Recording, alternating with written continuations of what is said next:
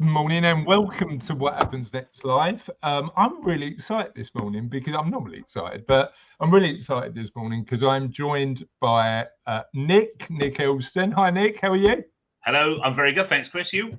Yeah, really good. Thank you, mate. Really looking forward to today and digging deep into some of the things that we need to consider about positive mental health, making positive change in our lives, and just having a really open, honest, and frank discussion about a subject that often is considered taboo, but we want to just make sure that people are aware that when they're going through both positive and negative emotions, they're not alone. Couple of bits of, by the way, I would tell you the truth. We kind of do that thing, don't we? How are you? I'm great, thanks. How are you? But I would actually tell you, if I'm feeling rubbish, I will tell you I'm feeling rubbish, and I'll see how fast you run then. It is a great filter for people you want in your life or not. But you know what? I was I do a business book club for me personally as an opportunity to learn. And interestingly, January was went last week, and we've got a few things going on in our lives at the minute. We're moving home. Business is really good, but keeping me busy. I'm training for some for a 100-mile bike ride, so I've got a lot going on. And they did a little sort of round robin around the table, and like, how you doing? What emotion comes to you like initially? And I had to say, because that's what I felt at the time, I'm feeling a bit overwhelmed. Right. Absolutely, why not? But I think what we, and it's interesting, there's a guy in the financial planning space, a guy called Lee Robertson, who wrote a really interesting blog recently, just saying I've struggled recently. And I think we need to, Ollie Smith was another good one who did that quite a lot. I just think we need to have better open and honest conversations about this sort of stuff. I know we've dived down a rabbit hole straight away because we were both talking about how we both rabbit hole, but I think you're right. I was at a conference last week, a financial planning conference, and it's interesting that when you share an authentic, kind of vulnerable experience, that people open up right back at you. But when you don't share those things, then people don't open up right back at you. So I think there we have a little microcosm of how cultures start to change when you start to use vulnerability with a small v sometimes to have better conversations. But again, I'm probably preempting a conversation we're going to have. Over to you, Chris. It's a super important one, mate, because I think you're right. I think if we can be more honest, I think we're trained to either go, I'm good, or how you doing, particularly in work, I'm busy. I was like, what does that mean? Anyway, before we go down another rabbit hole, let's make sure that we bring us back, Chris. Bring us back on track. Hello, everyone. Good morning. I'll try, mate. I'll try. But a couple of things I want to talk about first. Firstly, and Ruts is going to share this. What happens next is all about helping you, if you're watching this, navigate positive change in your life. A lot of my time is spent with people who come and have a conversation with me as a chartered financial planner, who want to understand how much is enough and whether they can make positive change. And often they've found themselves in a career or running a business they've done for many years and thinking, I'm ready now. I'm ready to do something different. And the What Happens Next project is all about helping you decide what that something different is going to be, but also making sure that you're thinking about what happens next in a framework of well-being. My experience of working with my clients is one of the mistakes often people make is that they go from working quite heavily, getting to a point where their work is their life, to retirement. And the reason this book isn't a retirement guide, and it's a book, the book that I'm writing now isn't a retirement guide, but actually a book about what happens next, is because what I wanted to do is have a conversation about well-being in general, maybe continued work if that improves your well-being, but looking at what happens next from a framework of well-being so we can do that. Now, the book is a work in progress. That's one of the other reasons that I'm feeling quite overwhelmed at the minute, because my editor is telling me I've got to finish my book. But And when the book comes out, we'll let you know. But what we'd love for you to do is have a sneak peek of some of the principles that you should take a look at when you're thinking about what happens next. So there's a free guide at www.whathappensnext.life/free guide. If you go into whathappensnext.live, there's a big red button that says free guide. You can download it from there as well. But what I'd encourage you to do is, because we've got now over 100 videos of people we've interviewed, both of full interviews and small clips, to help you navigate that change and think about what's next. So take a look at whathappensnext.life, download the free guide, and hopefully that helps. And before you take that off for us, one other thing that I was going to mention, because I've had some really interesting feedback on this yesterday. I shared that I'm part of a book club, and one of the things that we were talking about at book club last week was what financial independence looks like. So what we've done as well is produce a guide called What's Your Number, that helps you decide what financial independence means to you and what your number is. Just email me, chris@savellofp.co.uk, and we can either send you a paper copy of the guide or a digital copy. Now, let's move on to our interview, and I'm really excited, as I say, to talk about Nick, primarily so I can move away from saying I'm overwhelmed so much. I'm trying to like sort of frame the fact that I'm not. This week's a good week. I don't feel overwhelmed. Good. But I'm really excited about interviewing Nick. Firstly, I know who you are, Nick, but for our audience and for the benefit of our audience, tell us a little bit about you. So, thank you, Chris. So my name is Nick Elston. I'm an inspirational speaker on the lived experience of mental health. First question, yes, it's a proper job, kind of. It's been my job for the past 10 years. 10 years, wow. Hence the grey in the beard. Sharing my experiences of mental health and mental illness challenges to help increase engagement in the initiatives and the solutions that are out there. So I'm not solution focused. I'm not a coach. I'm not a counselor. I'm not your guru. You wouldn't want that in your life, trust me. But for me, I work on that engagement piece. So why is it that we don't reach out for help and helping people to kind of bridge that gap, whether it's through signposting or with my other cap on, I also, hundreds that I own, I'm also a transformational speaking coach. So it's not presentation skills by any stretch. It's about helping people to share personal adversities, personal stories to an audience. I do believe in this concept of transformation through speaking. So you change your narrative, you change your experience. And this is something I deliver not just in businesses, but also in the prison system. I coach prisoners, public speaking skills, and also in the education system as well. Parents will get this, by the way, that prison's far easier than schools. Not only do I get back up in prisons, I get armed back up in prisons. Yeah, I mean, I've already called my two little Shih Tzus before this interview. So yeah, we'll certainly accept that. And my one little Shih Tzu downstairs, so that actually is a Shih Tzu. couple of things that I'm curious about. The stories we tell ourselves about our life. So when you're having a conversation with people and helping them speak better about inspirational stories, what do you learn about those individuals and how they tell stories about their life? I think the biggest learning point for me is that it takes the same energy, the same adversity, the same experience to destroy somebody as it does to somebody else could be the catalyst to create positive change. Very often we are completely defined by our own experiences because we retell them in a first person perspective. So this happened to me, I did this, I felt that. What I found is that the process of, and even just from a writing point of view, for the sake of a literary kind of work you're interested in, even from a writing point of view, being able to tell your stories, your experiences from a third party perspective, as if Morgan Freeman were narrating your life. How cool would that be, by the way? We start to see the value of our experiences. And what I found is some of the best insights that we can generate are based on old thinking. That I remember my gran saying back growing up, that if everyone put their problems in the middle of the room, you'd want to choose your own back, because we never know what somebody else is going through. So what I found is by starting to see your experiences as something which potentially could forge you for something better, but it can also be the thing that destroys you or be the thing that negatively holds you back.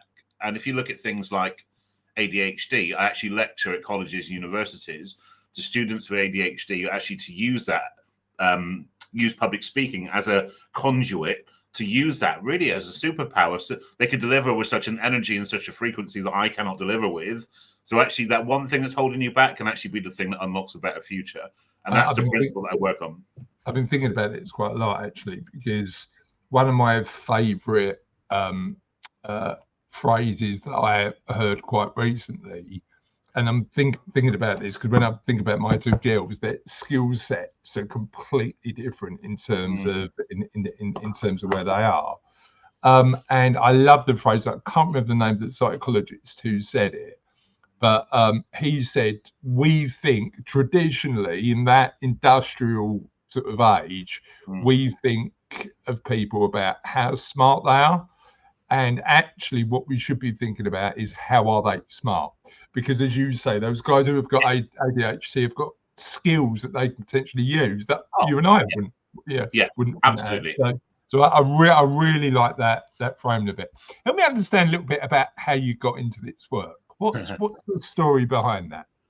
The very, very short version is I had a breakdown, but you probably want a little bit of a longer version than that. But I think I had and have actually mental illness. I have obsessive compulsive disorder, OCD, which I think is very commonly known, much trivialized due to things like Channel 4's OCD cleaners, where I'm a little bit OCD. Doesn't kind of work that way. But it's a very painful, frustrating condition. There's a desire to control everything, to perform routines, to the sense of trying to control everything. And I developed that at a very young age. After witnessing a family accident. That's not for today. And as I got older, given the fact that, like yourself, 46-year-old, back in the day, the treatments and the solutions weren't in place as they would be today.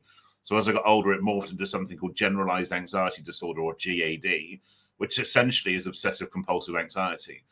And as I went through life, I was successful from an outside looking in society definition of success. But I was constantly running at this really high state of anxiety. And long story short, I spent over a decade in my professional career at a state of burnout. I was very much an introvert working in an extrovert's world, which surprises people given my choice of career now. But by the definition of I recharge in my own company. I love what I do. I love being on stage in front of thousands of people, but it's about how I recharge. But in 2012, I had a breakdown. And it was at that point I started to use speaking as a therapy initially. It's a way of kind of getting my stuff out. And I took the really weird decision of actually doing it to a very small, trusted audience that was actually professional. It was like a networking group in that sense. What I found was by sharing my experiences with vulnerability without the filter, especially being a 6'3", 20-odd stone guy, people aren't used to hearing that. And by me sharing my stuff, people started sharing their stuff with me. And then I realized two things. I could never be a coach or a counselor. I felt massively overwhelmed. But the second thing was I felt deeply saddened. Why is it that when people need help, we don't reach out for help? And not exclusively men, but I guess being my demographic, most of the questions I were getting about how can I help my brother, my son, my husband, it was directly from men that wouldn't open up in public, but would open up away from that. And that's where it started. And the rooms got bigger, the audiences got bigger, and the rest, as they say, is history. Yeah, love that. Absolutely love that. And it's interesting, isn't it? Because that sort of arbitrary definition of success, and I think here, I don't know about you, but when I'm sort of now I'm 46 and superficially everything's going great, my focus now is more on the other elements of my life where I need to improve well-being, and that might be health, or it might be friends, or it might be everything else. But what does well-being, what does success mean to you now, and how does it relate to your mental health? Well, a huge question. I love that question there. I guess actually the answer is the same. What does mental health mean to me? What does success mean to me? Actually, it's very simple. It's peace of mind. It's waking up most mornings, not every morning. This isn't hallelujah, this guy's cured. I manage my stuff like everybody else does to varying degrees of success. but it's being able to wake up in the morning feeling okay. Yeah. I'm not feeling highly anxious, not feeling stressed. I'm feeling okay. I'm in control to the largest extent. So peace of mind, actually, after decades of mental illness and hyper anxiety and high sensitivity and all these other things, that to wake up feeling okay, for me, that's success, because everything else comes from that. It means that I deal with the bad stuff a lot better because I'm in a good position. I'm in a neutral position at least. Yeah. But it also means I really enjoy the good stuff when it comes along, which for a long time I didn't do. And I think that this is where it ties in, and you'll see this with student generation for sure. This pursuit of happiness can be really damaging. Everyone expects to be happy all the time because they see on social media people's spun version of the truth. I mean, in my opinion, people only post for inspiration or desperation. Very rarely is it in between. So we're comparing ourselves, and I certainly find with the school population that I work with, in education and schools, and what they find is they're comparing their version of the truth with somebody else's version of the truth, and they're feeling like there's something wrong if they're not happy all of the time. If you expect to be happy all the time, you're going to get knocked down. You're going to get blindsided. But for me, it's recognizing that if your 0 point can be okay, neutral, that's a really good starting point. So a lot of the time in that education space, I'm encouraging people not to chase happiness, which is a really weird thing. But you know, what I mean? I absolutely agree. The reason that we've framed the what happens next model around well-being is because happiness, that constant, all the evidence says that constant chase for happiness is actually, it's like one of those, you remember those Chinese finger traps where you put your finger in and the more you pull, you can't get your fingers out? I got stuck in them many a time. I am showing my age now. I mean, like, you know, comic and an orange for Christmas, Nick, and that's all I got. Big high five. And a bag of nuts. But yeah, it's one of those, like, it's just one of those elements where you go, actually, that happiness is actually an emotion, and sometimes we'll talk about this a bit later. Sometimes you need that light and shadow to know how good you've got it. Absolutely. To live. But I think an aspiration for better well-being is probably a better way to frame it, isn't it? It is, and I think for me, I call it extreme self-awareness. Really, the fact that, and I'm sorry to break it to anybody, but we do not live in a Disney movie. Stuff's going to go wrong. You will get knocked down. The self-awareness piece to me is how do we best dust ourselves down as soon as we can, and that's why I use this term called building a playbook for your own personal resilience. Not, I've got issues with that word, but everyone knows what I mean by that, so I say it. Because it's recognizing, and you'll know this being a big fan of personal development, most books you read make you feel that if you don't do everything in this book, you're a rubbish human being. Everyone wants you to do it their way. For me, it's listening to loads, watching loads, and actually, if there's one line that jumps out of you, it's your own playbook. Your life. Yeah, 100%. It's interesting. You're not the first person to tell me they've got an issue with resilience. Okay. And I get that, because I think it's I think there's a toxic resilience at times. There is. See, I work with the reason I've got an issue is I work a lot with the Ministry of Defence and frontline military. I work with the frontline emergency services, and I also work with other people.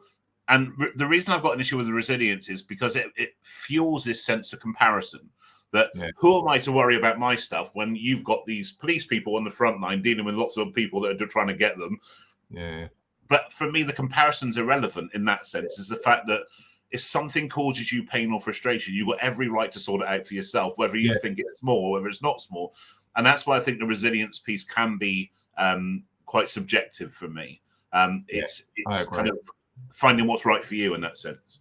I had a guy called Peter Grundy said, I'd rather reframe resilience as bounce back ability, which I really liked, because it actually reflects the fact that we have the highs and lows. Yeah. And it's not about not experiencing the lows, it's about how we get ourselves to that level where everything's okay.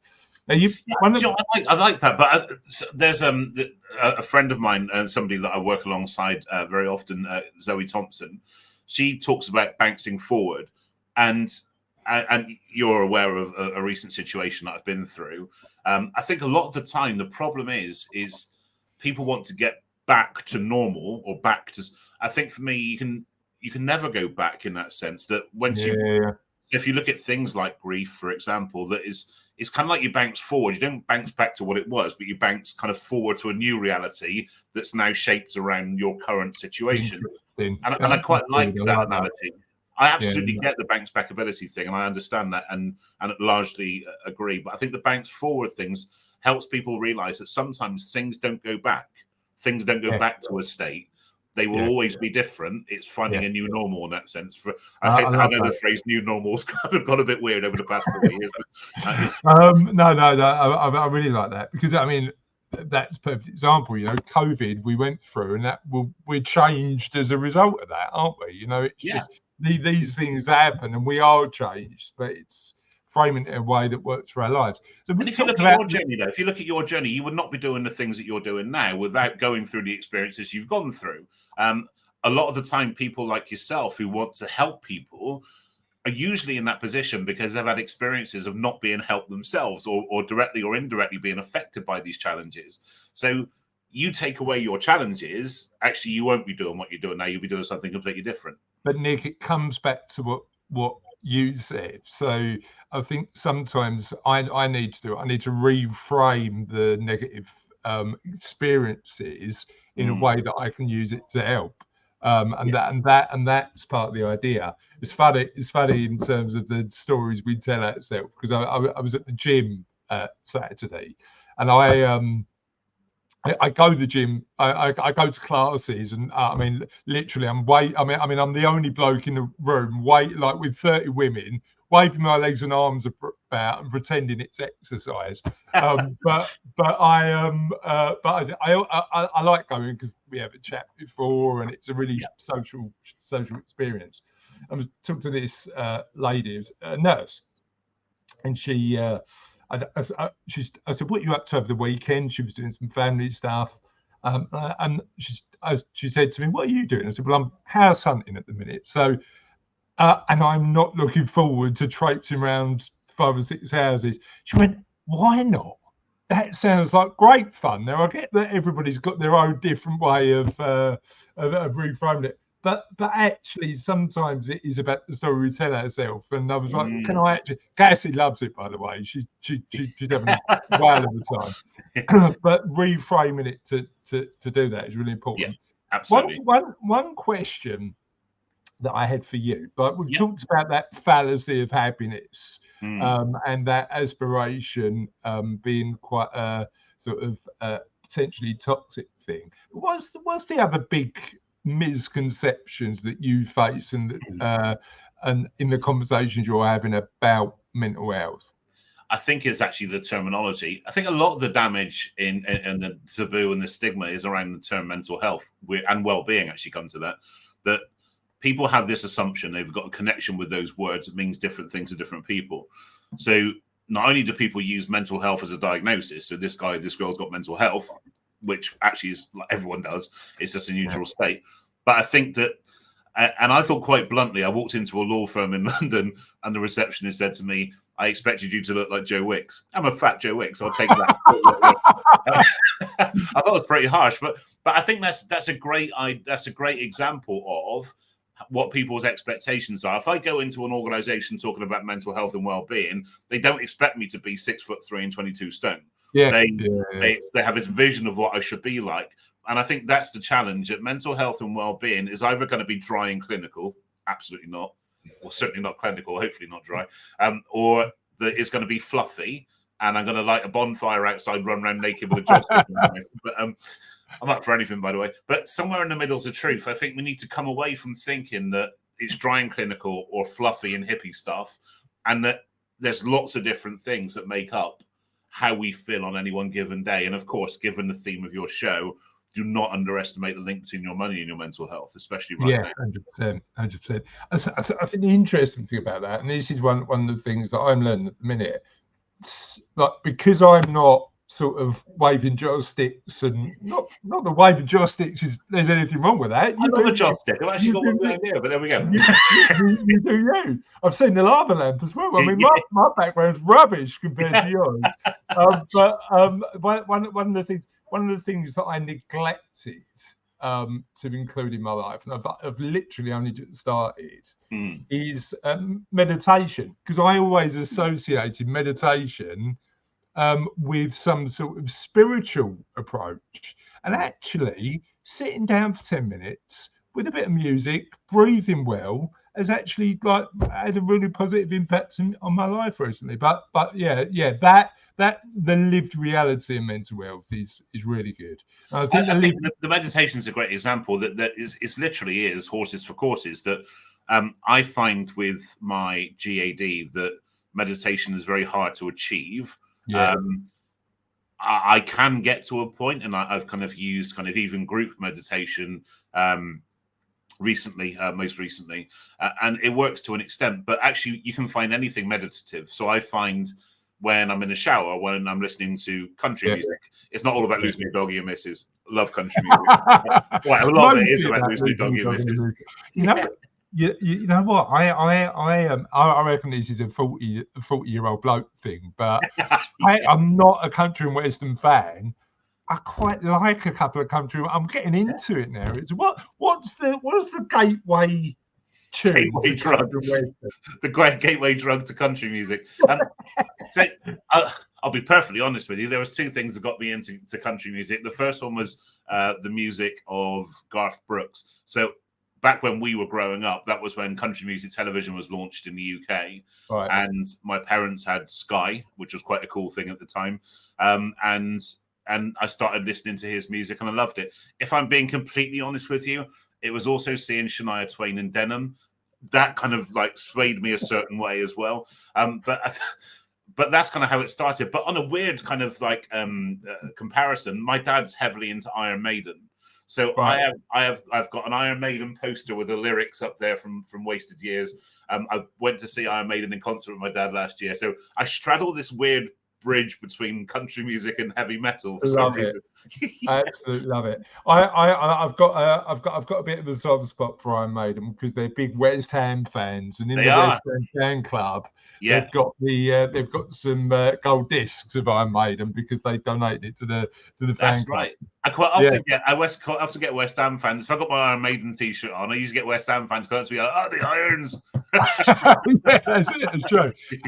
Right. So one of the things that I really enjoyed reading the other day, and it goes back to that pursuit of happiness element. You wrote something a bit about the importance of appreciate the fact that we have light and shadow in our lives, and I think it goes to a conversation that I seem to be having quite a lot about nuance and saying like, let's move away from this polarized thinking and thinking about those sort of the fact that it's not all positive thinking. It's about making sure that we're aware that light and shade are in our lives.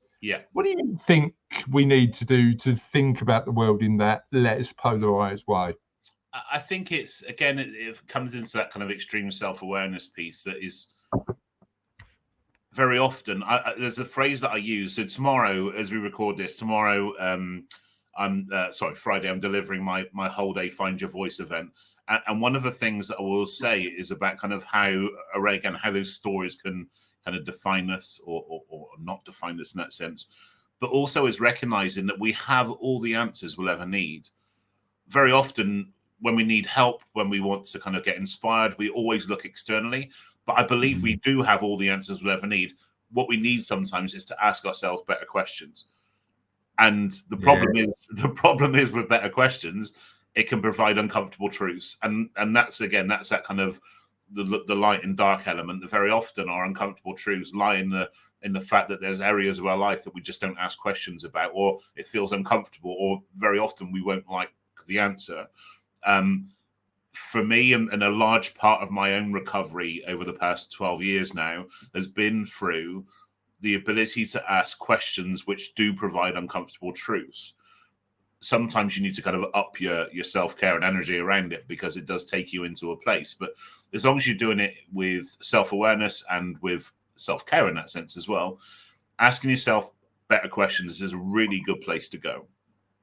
And what question really took you to a place? So I think for me is recognizing that the thing, this is coming from an obsessive compulsive mindset as context, but I need to qualify most of the things that I do when I'm not in a great place. Am I doing something through obsession? So am I compelled to do this? Am I doing this, or am I doing it through compulsion to please others? Because that can be very often when we struggle with life, we become more kind of subservient to more dominant people, dominant situations. So am I doing it for obsession, compulsion, or actually am I choosing to do this?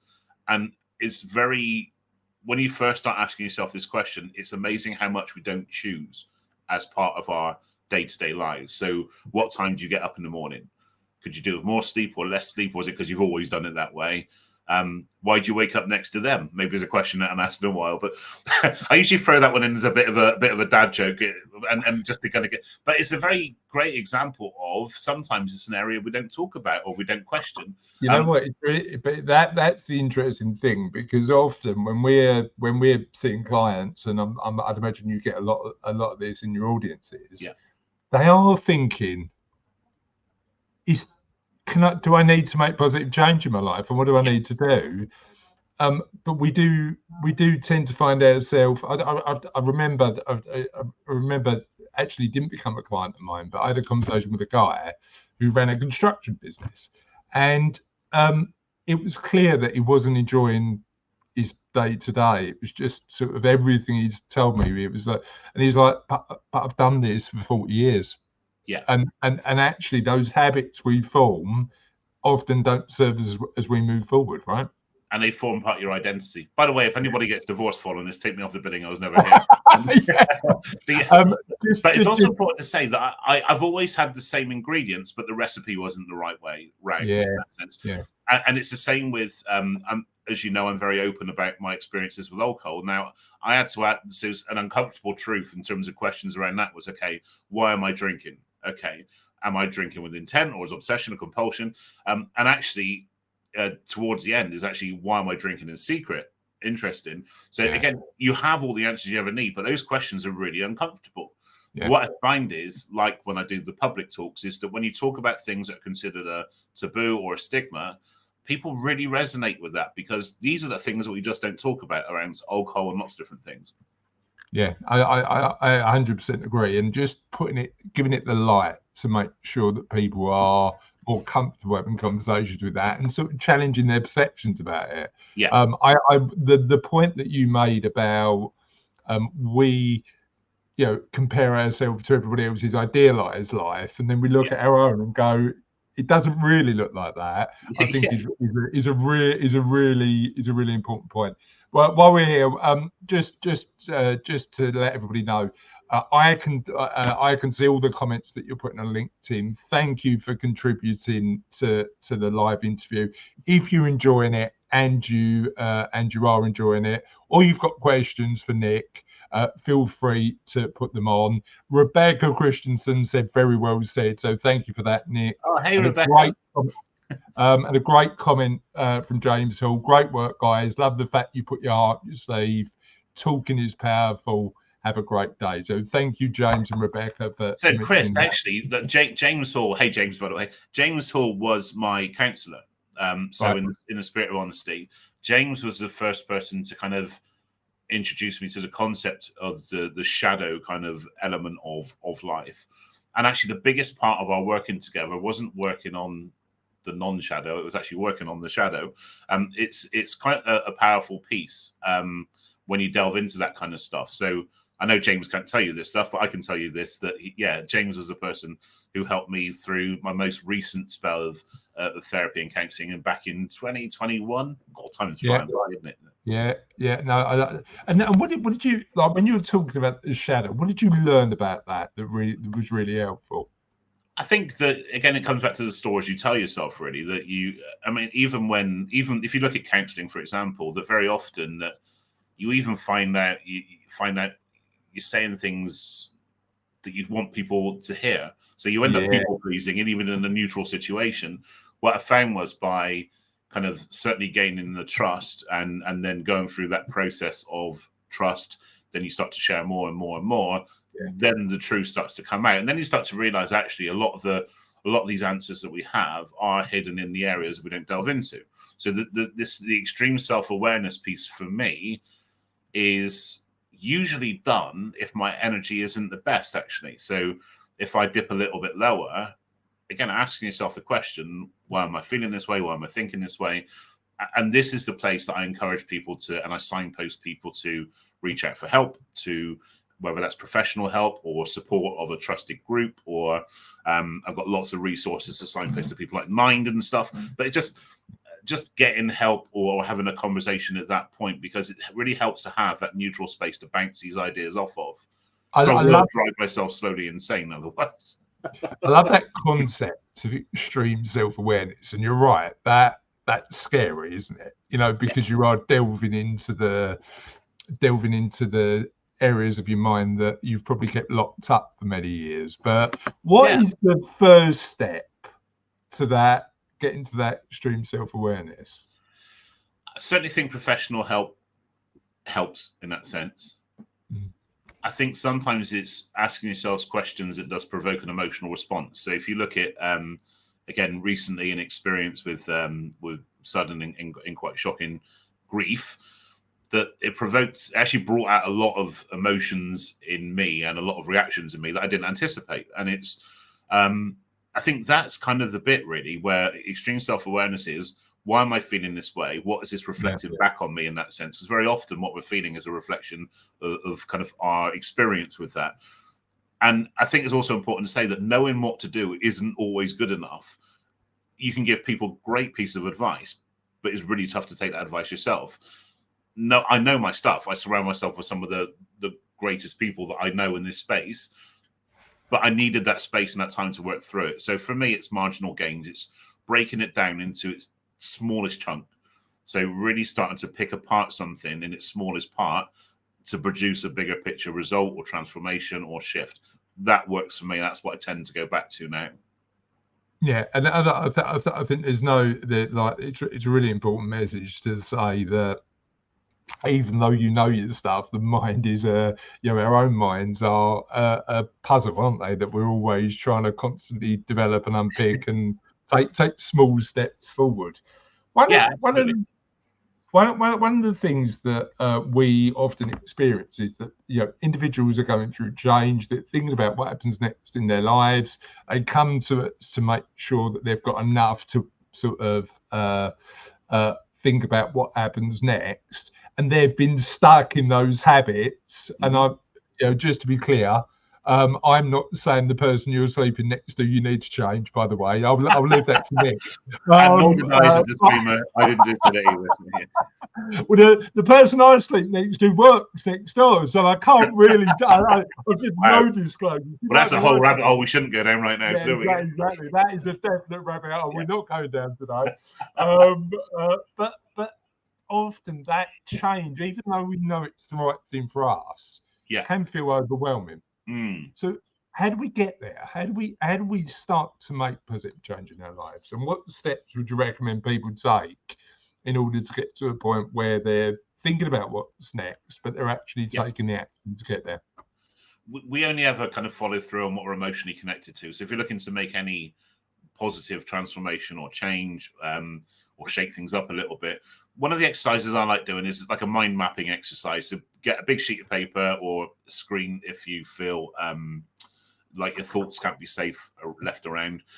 Put your name in the middle of it, put all the parts and players of your life and start to map out your emotional connection to all those things. So set out on a mission to get to know yourself again. Very often what you find is you need to set on a mission to then prove yourself wrong, because you are conditioned to act a certain way. It's due to our upbringing, our family, our environment. Even right now, whoever you surround yourself with, American author Jim Rohn, you're the average of the 5 people that you spend most of your life with.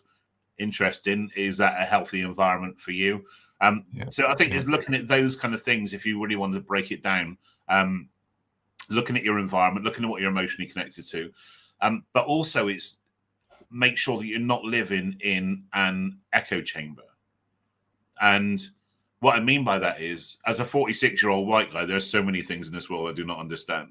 And if something raises its mind, raises its head in my space. So if you look at things like pronouns and identity, that didn't ever feature in my world at all until maybe about 18 months ago, 2 years ago. Now, there's two main reactions we got to things we don't understand. The first one is that we either blindly agree, not knowing what we're agreeing with. And I think fueled by cancel culture, that's the way things have gone, which I believe is damaging. Or we blindly disagree and let my old biases run wild. And equally damaging for me, the thing is ask better questions. If you things like this, I mean, I use my podcast as a way to do this. I get people to come on and talk about what's really passionate for them, educate me. I use this as an education piece. So I had Charlotte Phillips Lynn come on and talk about identity and pronouns, and I educated myself. It may not have changed my opinion, it may have changed my belief system, but what I did was I educate myself to have better conversations. Or you think. And I think, again, for people like myself and my age bracket, for sure, we still screw up. And that's a self-acceptance piece too. Because when we were on stage in Manchester last year on a panel event, I said she. And and as soon as I came off stage, I said, I'm so sorry. And funny enough, I saw Charlotte last week and they said to me, I know you're not being a dick. It's fine. Yeah. So if you've got a genuine need to educate yourself or be curious, ask questions. Do not be afraid of asking questions. 100%. I'm going through this education piece in a minute. I've got a 20-year-old. So actually for her, she's grown up in this framework where she understands all this stuff and it comes as second nature to her to get to it. And I'm curious about it. And I think what I want to do is approach new experiences with that curiosity as opposed to that judgment. You know, I'm a massive fan. Have you ever seen Ted Lasso? Love Ted Lasso. In fact. Brilliant. So Charlotte's up in my daughter's up in university in Glasgow. She was down for Christmas, and one of my favourite Christmas presents, and Nick, you've got to give this a go, mate, if you're a Ted Lasso fan, is the Ted Lasso walking tour. Right, it's around Richmond where they like film it, and you get to sit on the bench in the telephone box and go in the pub, and you know, like you can like brilliant. And I don't think Ted Lasso is about football, by the way. I think it's about life. Football's the vehicle, isn't it? Yeah, exactly. Yeah. And actually, the thing that resonated the most, and I think it's been misattributed to Walt Whitman, but be curious, not judgmental. That's not a bad way to live your life, is it? You know, just having that curiosity about stuff. And you know, it's not. I think, again, I mean, I haven't been on social media for years, but if you look at kind of Instagram, it looks great on Instagram posts, doesn't it? Don't judge people, but like pink glittery background, silver writing. But let's face it, if I step up on stage, people are judging me. Yeah, and I love people watching. I'm constantly judging people by that. Yeah. But there's a difference between judging and listening to people, talking to people, asking questions without trying to be competitive. Yeah. It's taking a collaborative approach to conversations, not because I'm of a generation, and I'm sure you would have experienced the same. Like corporate training when I was in my early 20s was you lead through instruction. You tell people what to do and they'll do it. If they don't do it louder. Doesn't work, by the way. But you know what I mean? We used to get that kind of training, and certainly through kind of sales psychology and that kind of stuff. But now more than ever, it's about emotional leadership and actually the ability to healthily judge, but largely it's to have conversations with 100 people and have 100 different expectations and experiences of the world and being able to understand each and every one. For me, that's about leadership now, isn't it? Emotional leadership for everybody. Well, it's got to be empathetic if it's anything, hasn't it? I think, and just sort of try to understand people's maps of the world. What I'm interested in is, and I thought you might be a Ted Lasso fan, but yeah, absolutely brilliant. I'm persuading Cassie to go for a rewatch at the minute because I love it so much. But right to end it after 3 series, I think. Right, it's one of those things that now sit in time as like you know some of those. Sorry, I've gone down a rabbit hole, but I'm going there. You know, some of those series where they go on for like 28 series, and you go, it was great at the start, but you've got to like just and it's brilliant. You know, that's it. I love that. I know. See this goldfish here on the board here. Oh, be a goldfish. Yeah. Love that. I'm there. I'm all over this. It's fine. Look, if you take nothing else out of this interview, and I'm sure you will, because there's loads of great value, you've got to watch Ted Lasso. Just do that. We do need to bring ourselves back from this rabbit hole. Before we go down a massive rabbit hole, what the entire What Happens Next project is designed to do is help people navigate positive change in their lives. So what are the unique challenges that we face when we, in our mental health or just in our lives in general, when we're trying to sort of navigate positive change, and what can we do about it? I think for me, it is recognizing that we do have all the answers we ever need. We just need help to get to those, whether it is being able to ask better questions, which is why I use public speaking as a vehicle to do that. So encouraging people to share their experiences from a third party perspective. But also, I think it's that conditioning element, that understanding that who we are is a sum of all our parts, all of our experiences and everything else. That's quite a lot to break down. So I think there's certainly those kind of elements, but I think depending on where we are as well, that actually we may be living in a current reality where actually it provides quite a lot of resistance when you try and create change. Yeah. We kind of form a comfort zone. I mean, we know comfort zones are uncomfortable. They're kind of wrongly labeled. Toxic relationships are comfort zones. It's easier to stay in a position of pain and frustration than it is to do something about it. But we stay and we run again a little weaker tomorrow. I think that's the challenge, really, is that we kind of get ourselves into this comfort zone, and it takes a lot more effort to come away from that point. So very often we just find ourselves staying. You'll find people that struggle with self-esteem challenges, for example, would have real problems saying no to people that they want to say no to, for example. So it's only when you start to say no to people you want to say no to, do you realize actually how much other people have got this version of us and this kind of imprint, this blueprint of how they expect us to be. And I say, you change, yeah, damn straight I've changed. I'm saying no to you now. It's interesting. When you start to shake things up, it provides a lot of resistance, and very often that will kind of very much push us back again. So it's so interesting.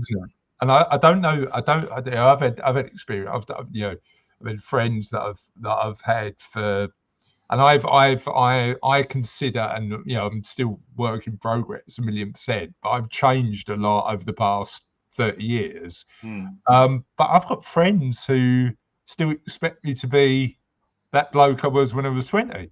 And actually that doesn't feel like progress. It's interesting, isn't it? It's like, you've changed. Yes, I have. Of course I have. Because this is another reason why I stopped drinking, because these rabbit hole conversations would get out of hand. I think that's our relationship with time, though. So if you think about the last time you saw somebody you haven't seen in a while, that you automatically assume they're going to be exactly as you left them. Yeah. Whereas very often it's very different. Life's moved on, things have gone on. So it's a really interesting thing, this concept of time, when it comes to not just transformation, but in terms of relationships and everything else. It's your relationship with time as well, and your comparison of how things have moved in your world compared to how things have moved in their world. But also understanding that very often, if we're doing that comparison thing, again, you're comparing their spun version of the truth against your spun version of the truth. Yeah. So very often those two things won't marry up anyway. Yeah, and I love that. I'm going to ask a flippant question because I'm just curious. Tell me about the cap collection. How many caps have you got, and what's your favourite? I reckon I've got just over 100. Okay. My favourite one I can't wear anymore because it's got kind of racist overtones, which is a shame. So if anybody, you certainly will be in the same generation, remember Dukes of Hazzard? Yeah. I actually won on an auction an original Dukes of Hazzard cap with the old Southern flag on. Right. And I had to stop wearing it when it's during lockdown. It came out in the news that the far right were starting to use this as an emblem. So I thought, probably best I don't wear this, especially for my work in the US. That'd be like wearing a MAGA cap, wouldn't it? Yeah, exactly. Exactly. Yeah. So that's my favourite cap, but is now in mothballs. There's two reasons I dress like this. So I've got jeans, shirt, cap, And I'll wear this whether I'm in front of a corporate client or whether I'm here. And there's 2 reasons. The first one is I cannot deliver authenticity if I'm not dressed authentically. Yeah. The second reason was if I'm going to be self-employed for the first time ever, I'm going to wear what the hell I want. There was a bloody minded element too. But again, this is the conditioning element coming from a suited, booted industry like you.